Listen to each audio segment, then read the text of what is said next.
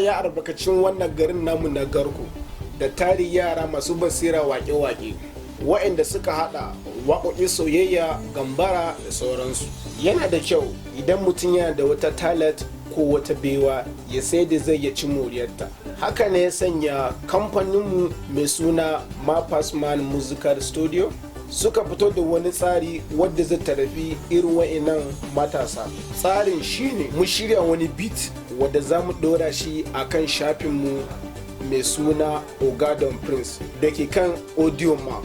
Muna son kowane mawaki mai tasowa ya garzaya ya ɗauko wannan sautin ko kuma dai in ce muku beat domin ya shirya waka wadda za ta yi daidai da wannan kiɗan da muka ɗora.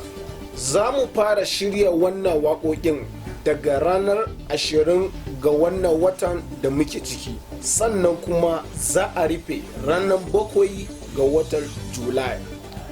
Duk wanda ya ɗauko wannan sautin ko kuma wannan beat da ke shafinmu na donprice wato audio mark, muna so ya shirya waka wacce zai yi bin kansa wadda kuma ba ma so ya gaza minti ɗaya, sannan ya tabbatar ya bi dukkanin ka'idodi da dokoki na waka, salo, kafiya da dai sauransu.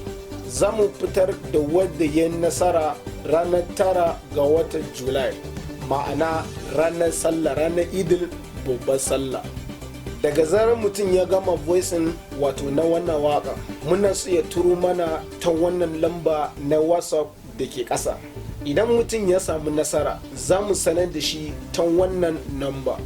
Daga nan zai biya kuɗi na rajista wato naira 1,500 domin samun damar shiga cikin wannan collaboration da muka shirya na mawaka masu tasowa a wannan garin namu mai albarka. Sannan ko da kai nasara, in dai har baka biya kudin na wannan reservation ba, babu kai a cikin wannan tsarin. Mun gode, bisalam daga naku donprice.